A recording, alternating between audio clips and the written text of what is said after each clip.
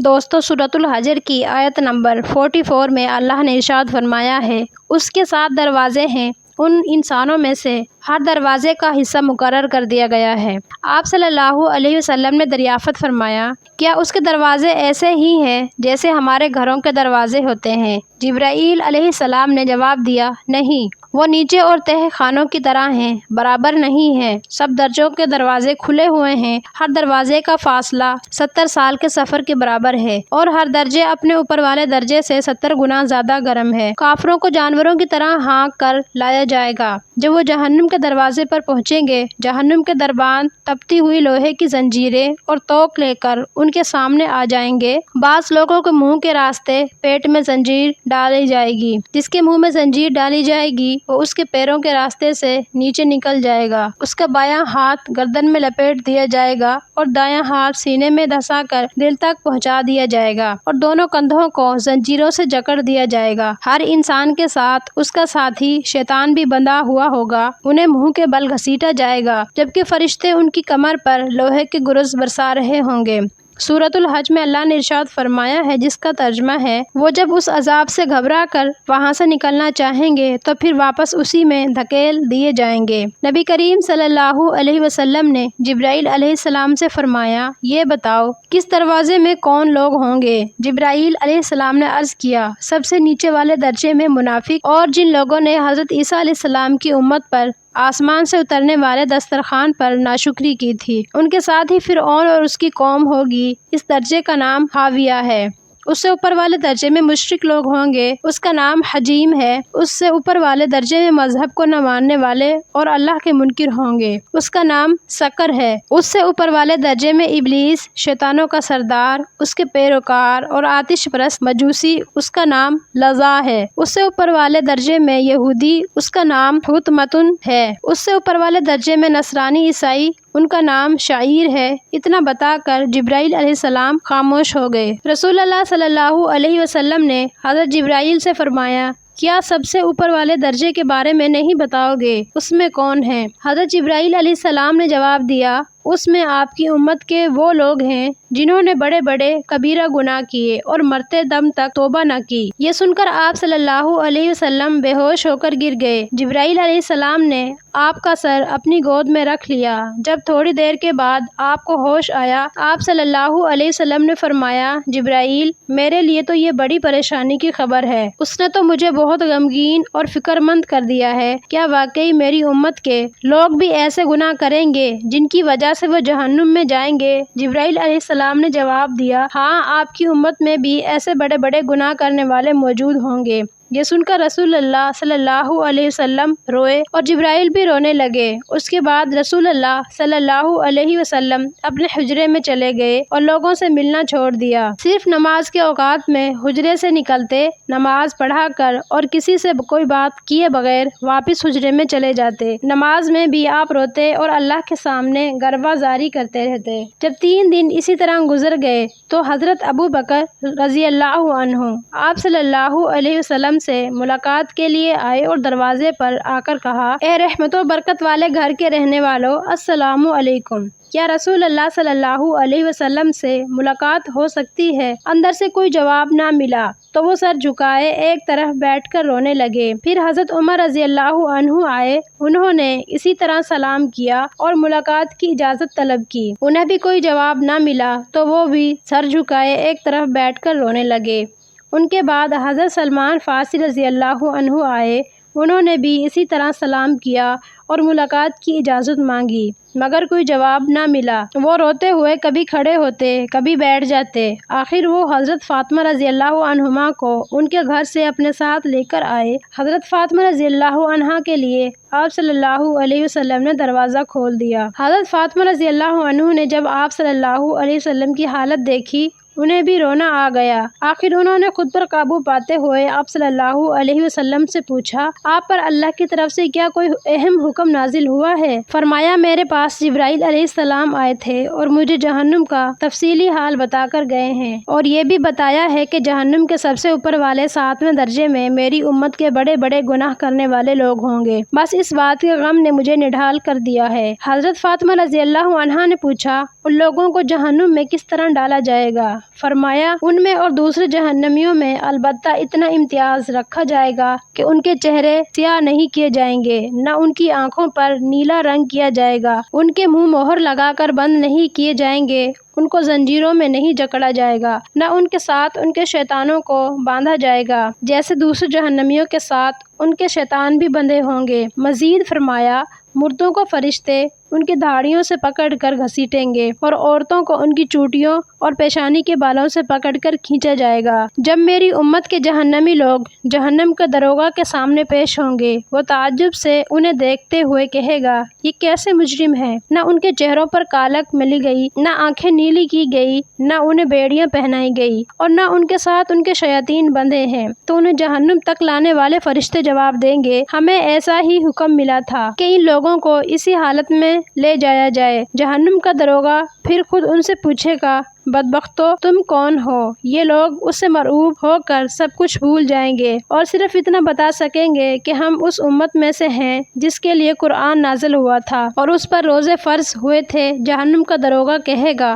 قرآن تو محمد صلی اللہ علیہ وسلم کی امت پر نازل ہوا تھا۔ اب انہیں یاد آئے گا اور کہیں گے، ہاں ہم محمد صلی اللہ علیہ وسلم کے امتی ہیں۔ جہنم کا داروغہ ان سے پوچھے گا، کیا قرآن میں ایسے احکام نہیں تھے جو تمہیں اللہ کی نافرمانی اور گناہوں سے روکتے اور تمہیں یہ دن نہ دیکھنا پڑتا جب وہ آگ کے قریب پہنچیں گے تو افسوس اور ندامت سے قرآن تو محمد صلی اللہ علیہ وسلم کی امت پر نازل ہوا تھا۔ اب انہیں یاد آئے گا اور کہیں گے، ہاں ہم محمد صلی اللہ علیہ وسلم کے امتی ہیں۔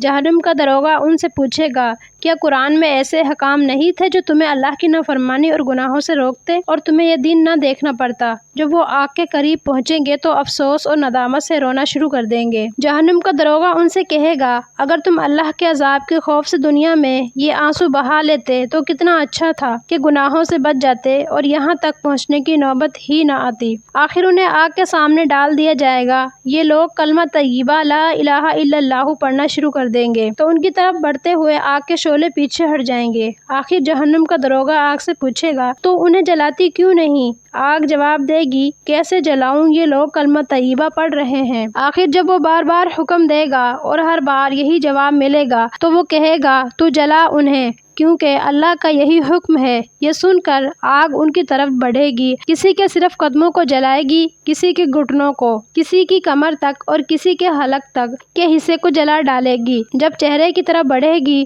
تو جہنم کا داروغہ آگ کو حکم دے گا، ان کے چہرے اور دل کو مت جلا، کیونکہ یہ اکثر رحمان کو سجدہ کیا کرتے تھے اور دل کو اس کے لیے بچا دے کہ یہ رمضان کے روزوں میں پیاسے رہتے تھے۔ یہ لوگ اسی طرح اس وقت تک جہنم میں رہیں گے جب تک اللہ انہیں وہاں رکھنا چاہے گا، اور جب اللہ کے حکم کی تکمیل ہو چکے گی، اللہ جبرائیل سے فرمائے گا، محمد کی امت کے گنہگاروں کا کیا حال ہے؟ جبرائیل علیہ السلام جواب دیں گے، اے اللہ، تجھ سے زیادہ ان کے بارے میں کون جانتا ہے؟ اللہ جبرائیل کو حکم دے گا، جاؤ دیکھو ان کا کیا حال ہے۔ جبرائیل علیہ السلام جہنم کے داروغے کے پاس جائیں گے جو جہنم کے بالکل درمیان ایک آگ کی کرسی پر بیٹھا ہوگا۔ جبرائیل علیہ السلام کو دیکھ کر احتراماً کھڑا ہو جائے گا اور پوچھے گا، آپ کس سلسلے میں یہاں تشریف لائے ہیں؟ جبرائیل اس سے پوچھیں گے، محمد صلی اللہ علیہ وسلم کی امت کے گنہگاروں کا کیا حال ہے؟ وہ جواب دے گا، بہت برا حال ہے اور سب ایک تنگ سی جگہ میں بند ہیں، ان کے جسم کا سارا گوشت آگ نے جلا ڈالا ہے، صرف چہرے اور دل سلامت ہیں کیونکہ ان سے ایمان کا نور جھلک رہا ہے۔ جبرائیل ان سے کہیں گے، میں خود ان کی حالت دیکھنا چاہتا ہوں۔ جہنم کا داروغہ اس سب سے اوپر والے درجے کا دروازہ کھول دے گا۔ یہ عذاب میں گرفتار لوگ جب جبرائیل علیہ السلام کو دیکھ کر یقین کر لیں گے کہ ان کا تعلق عذاب والے فرشتوں سے نہیں ہے، وہ پوچھیں گے، یہ نیک سیرت شخص کون ہے؟ ان کو ہم نے یہاں پہلے تو کبھی نہیں دیکھا۔ جہنم کا داروغہ انہیں بتائے گا، یہ اللہ کے سب سے مقرب فرشتے جبرائیل ہیں جو حضرت محمد صلی اللہ علیہ وسلم کے پاس اللہ کے احکامات لے کر جایا کرتے تھے۔ جب وہ لوگ حضور صلی اللہ علیہ وسلم کا نام سنیں گے تو سب بیک آواز چیخ کر کہیں گے، اے جبرائیل، حضرت محمد صلی اللہ علیہ وسلم کو ہمارا سلام کہنا اور ہماری حالت انہیں بتا دینا۔ جبرائیل واپس آ جائیں گے اور اللہ کے حضور پیش ہو کر عرض کریں گے پروردگار ان کا بہت برا حال ہے اور سب ایک تنگ سی جگہ میں قید ہیں۔ اللہ تعالیٰ ان سے پوچھے گا انہوں نے کچھ اور بھی تم سے کہا ہے؟ جبرائیل کہیں گے انہوں نے کہا ہے کہ حضرت محمد صلی اللہ علیہ وسلم کو ہمارا سلام کہنا اور انہیں ہماری حالت بتا دینا۔ اللہ حکم دے گا جاؤ جو کچھ کہا ہے وہ ان تک پہنچا دو۔ جبرائیل حضور صلی اللہ علیہ وسلم کے پاس آئیں گے۔ آپ جنت کے ایک خیمہ نما عمارت میں مقیم ہوں گے جو سفید موتیوں سے تعمیر ہوئی ہوگی۔ اس عمارت کے 4000 دروازے ہوں گے اور ہر دروازے کے کواڑ سونے کے ہوں گے۔ جبرائیل حضور صلی اللہ علیہ وسلم سے عرض کریں گے آپ کی امت کے گنہگار لوگوں سے مل کر آ رہا ہوں۔ انہوں نے آپ کو سلام کہا ہے اور کہا ہے کہ میں آپ کو ان کی پریشان حالی سے آگاہ کر دوں۔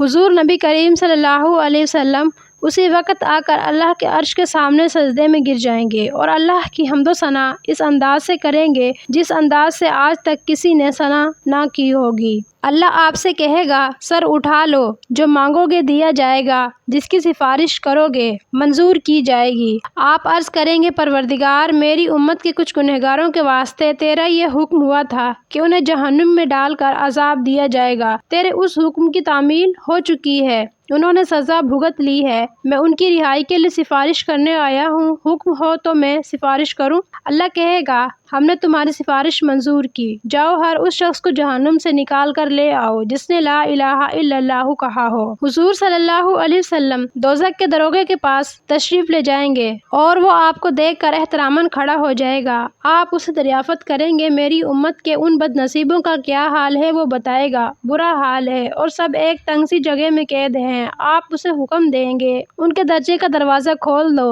اور پردے ہٹا دو۔ عذاب میں گرفتار لوگ آپ کو دیکھ کر چیختے ہوئے کہیں گے حضور آگ نے ہمارے جسم جلا دیے ہیں اور ہمارے کلیجے جھلسا دیے ہیں۔ آپ صلی اللہ علیہ وسلم ان سب کو وہاں سے نکالیں گے، ان کے جسم جل کر کوئلہ ہو چکے ہوں گے۔ آپ ان کو جنت کے دروازے کے سامنے بہنے والی اس نہر میں لے جائیں گے جس کا نام حیوان آب حیات کی نہر ہے۔ ان لوگوں کو اس میں نہلایا جائے گا اور جب نہا کر اس سے نکلیں گے تو بہت ہی حسین اور خوبصورت نوجوان ہوں گے جن کی آنکھیں سرمگے ہوں گی اور چہرے چاند کی طرح چمکتے ہوں گے۔ ان کی پیشانیوں پر لکھا ہوگا اللہ کے حکم پر جہنم سے رہائی پانے والے، اور پھر یہ لوگ جنت میں چلے جائیں گے۔ دوسرے جہنمی ان کو اس طرح جنت میں جاتے دیکھ کر کہیں گے کاش ہم بھی مسلمان ہوتے اور ان کی طرح ہم بھی کسی عذاب سے چھوٹ جاتے۔ یہی مطلب ہے قرآن پاک کی اس آیت کا۔ ایک وقت آئے گا جب وہ لوگ جو کفر کرتے رہے حسرت سے کہیں گے کاش وہ بھی مسلمان ہوتے۔ حدیث میں آتا ہے کہ نبی کریم صلی اللہ علیہ وسلم نے فرمایا قیامت کے فیصلے کے بعد موت کو ایک سیاہ سفید خاکستری رنگ کے مینڈے کی شکل میں لا کر جنتیوں اور دوزخیوں کو دکھایا جائے گا اور ان سے کہا جائے گا دیکھو یہ موت ہے، اچھی طرح پہچان لو۔ اس کے بعد اسے جنت اور دوزخ کے درمیانی میدان میں ذبح کر دیا جائے گا اور اعلان کر دیا جائے گا جنتیوں اب تم ہمیشہ اسی عیش و آرام میں رہو گے اور تمہیں کبھی موت نہ آئے گی، اور اے جہنمیوں اب تم ہمیشہ اسی طرح جہنم کی آگ میں جلتے رہو گے، موت کی تمنا بھی کرو گے تو موت نہیں آئے گی۔ وہی وقت ہے جس کو قرآن کریم میں اس آیت میں بیان کیا گیا ہے۔ آپ ان کافروں نافرمانوں کو اس دن سے ڈرائیں گے جب آخری فیصلہ کر دیا جائے گا اور یہ لوگ حسرت اور افسوس کرتے رہ جائیں گے۔ حضرت ابو ہریرہ رضی اللہ عنہ کہتے ہیں کوئی شخص نعمت پا کر مغرور نہ ہو، ایک تیز نگاہ اسے دیکھ رہی ہے یعنی جہنم جس کے بارے میں اللہ کا ارشاد ہے۔ بنی اسرائیل کی آیت کا ترجمہ ہے جب بھی ان کے شعلے ٹھنڈے پڑے ہم نے انہیں زیادہ بھڑکا دیا۔